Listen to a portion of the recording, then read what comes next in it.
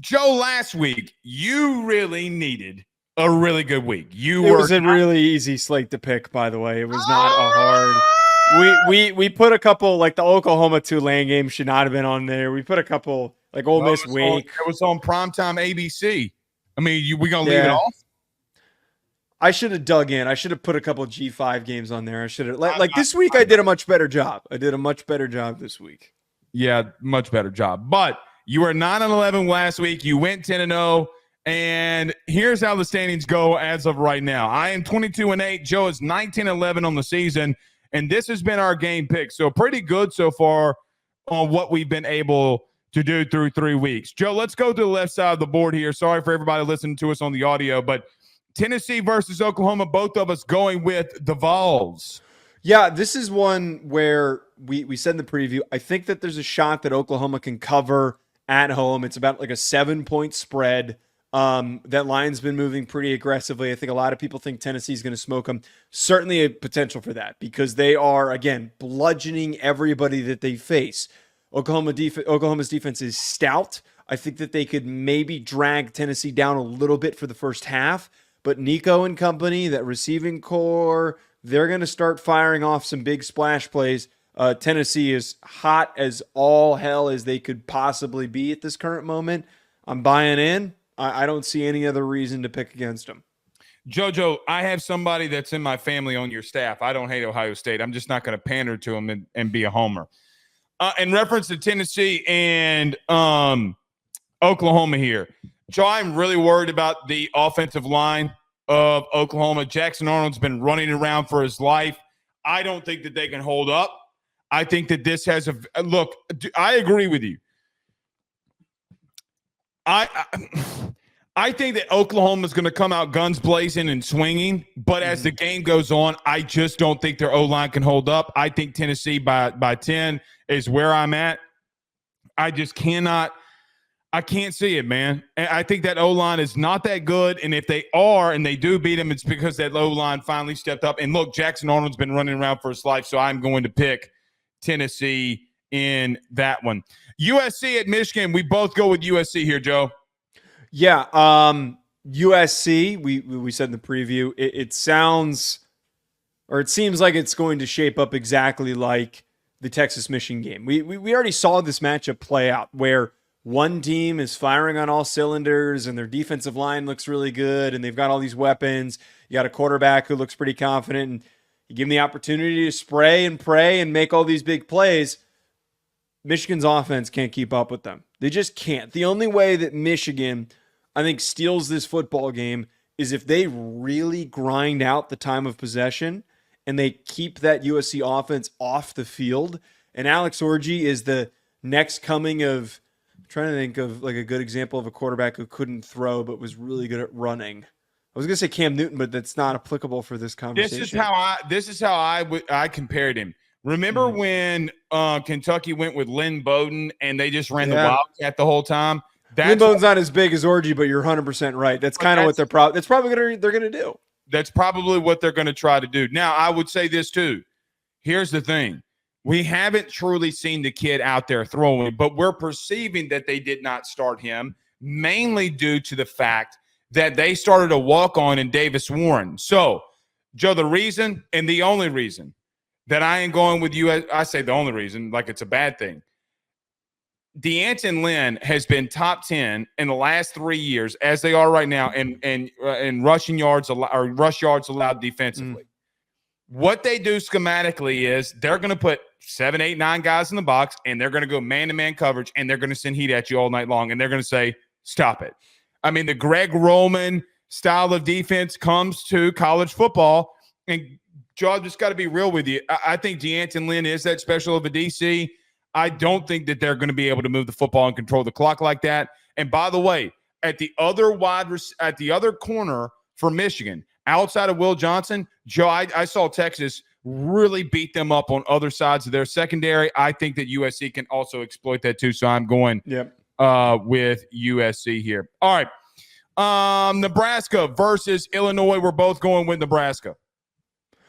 Someone said Tyrone Swoops in the chat, by the way. That's a funny comparison. Yeah, we're both going with Nebraska. Another game that I think is going to be super close. I think that Illinois' defense is stout enough to maybe create a couple turnover-worthy plays for Dylan Raiola. He hasn't been tested by a defense this good yet. They are very, very underrated. Luke Altmaier has been pretty, again, underrated. His production, he hasn't turned the ball over yet. He's been a very consistent, efficient passer. I do have to stick with the known commodity, though, and we know that Nebraska is running the ball really effectively. They're very physical up front on offense. They're going to probably try to run this clock down and play the way that they did against Colorado and just finish off drives as easily and as slowly as they can. So I'm definitely taking Nebraska at home in this situation. Completely agree with you.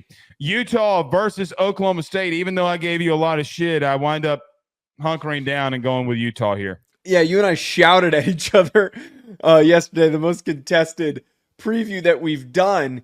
I have to take Utah, though. I have to take the better quarterback in this situation. I have to take the team that's got the better run defense going up against the team that needs their running back to get going with Ollie Gordon in Oklahoma State.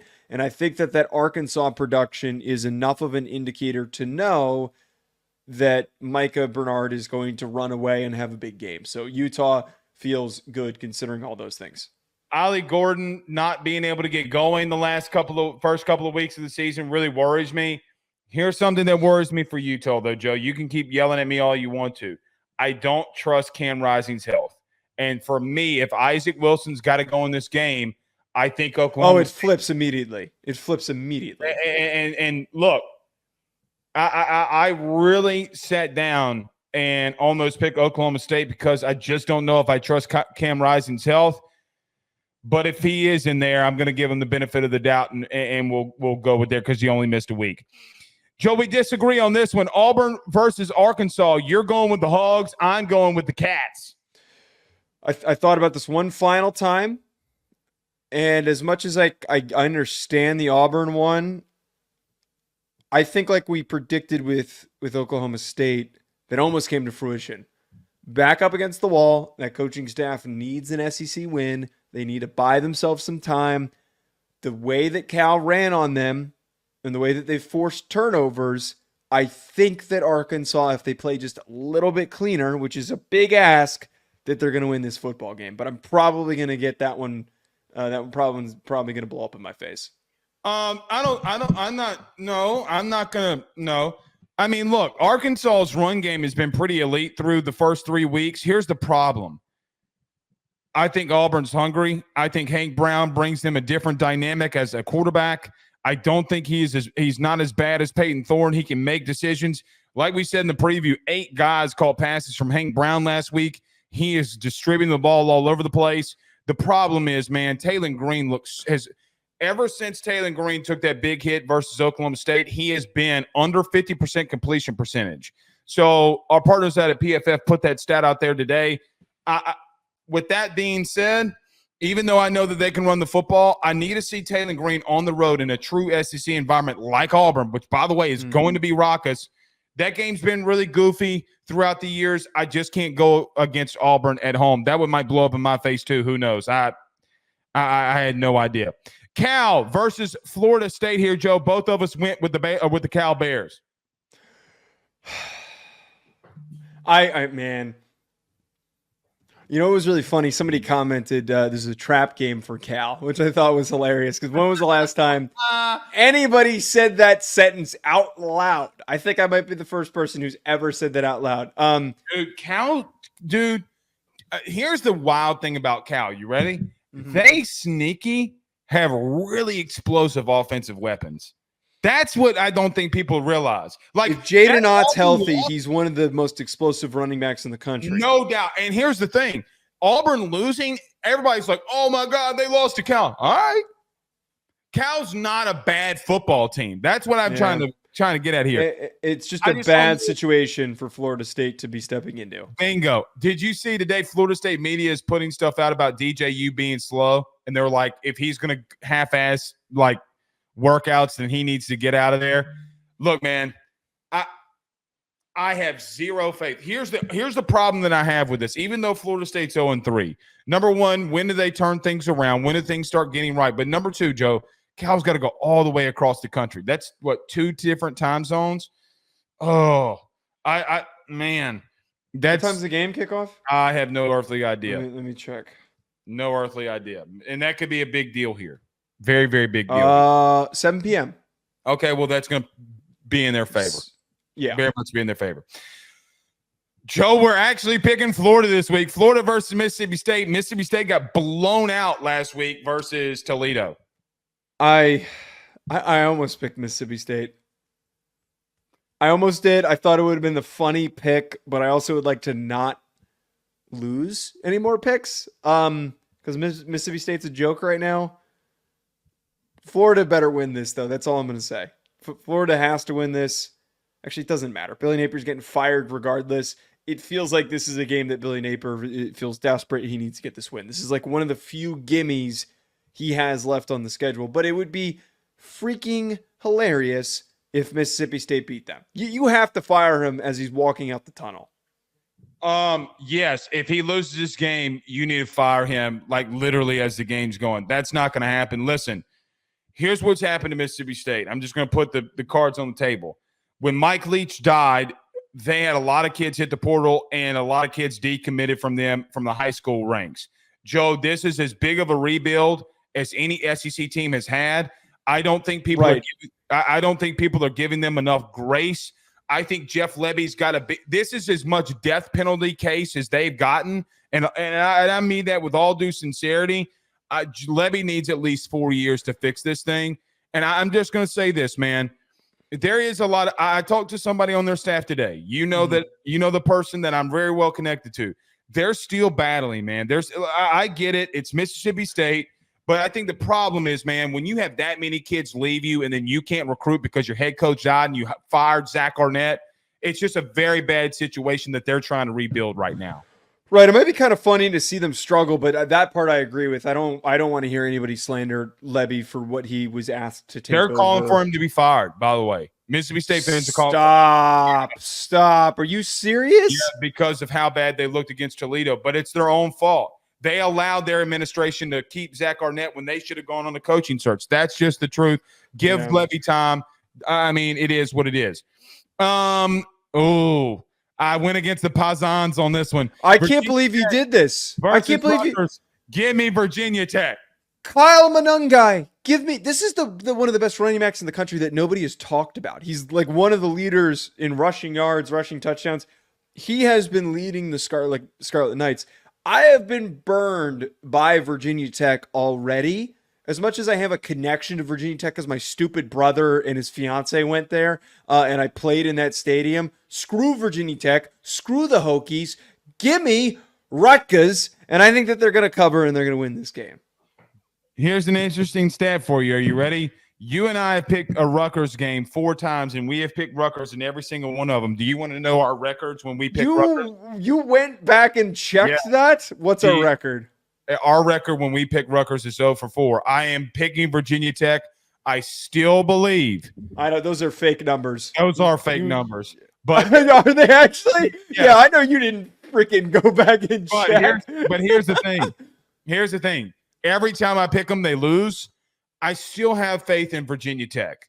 I know they had a bad loss to Vandy. I still have faith in them. I think they'll be fine. I think that Rutgers wins this game, though. Yeah, well, you're from New Jersey. In New Jersey, they have stinky bagels. Anyway, let's get to this. Never had a bagel before you came to New York. You went to the wrong place. Versus Minnesota. We're both going with the Hawkeyes here.